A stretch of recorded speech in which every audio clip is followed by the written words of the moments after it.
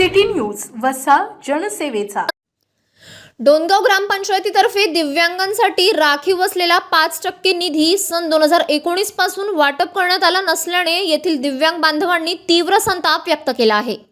निधीचे तत्काळ वाटप न झाल्यास आंदोलन व उपोषण करण्याचा इशारा निवेदनातून देण्यात आला आहे। महाराष्ट्र जिल्हा परिषदा व पंचायत समिती अधिनियम 1961 नुसार प्रत्येक ग्रामपंचायत, पंचायत समिती व जिल्हा परिषदेने आपल्या स्वउत्पन्नातील 5% निधी दिव्यांगांच्या कल्याणासाठी राखीव ठेवणे बंधनकारक आहे। या निधीतून दिव्यांगांना स्वयंरोजगारासाठी अर्थसहाय्य, घरकुल योजना किंवा शैक्षणिक मदत अशा विविध योजनांद्वारे लाभ दिला जातो। मागणी काय आहे? अर्जदार राजू उर्फ युनिस अहमद पुंजाणी आणि इतर दिव्यांग बांधवांनी ग्रामपंचायत सरपंच व उपसरपंच आणि ग्रामविकास अधिकारी यांच्याकडे सादर केलेल्या निवेदनात म्हटले आहे की गेल्या काही वर्षांपासून हा निधी मिळालेला नाही। 40% ते 100% पर्यंत अपंगत्व असलेल्या सर्व पात्र दिव्यांगांना शासनाच्या GR प्रमाणे निधीचे वाटप करण्यात यावे अशी त्यांची मुख्य मागणी आहे।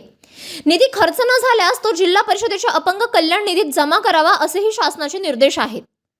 या अर्जावर तातडीने विचार करून लेखी स्वरूपात उत्तर द्यावे आणि दिव्यांग बांधवांना न्याय मिळवून द्यावा अशी नम्र विनंती करण्यात आली आहे। City news.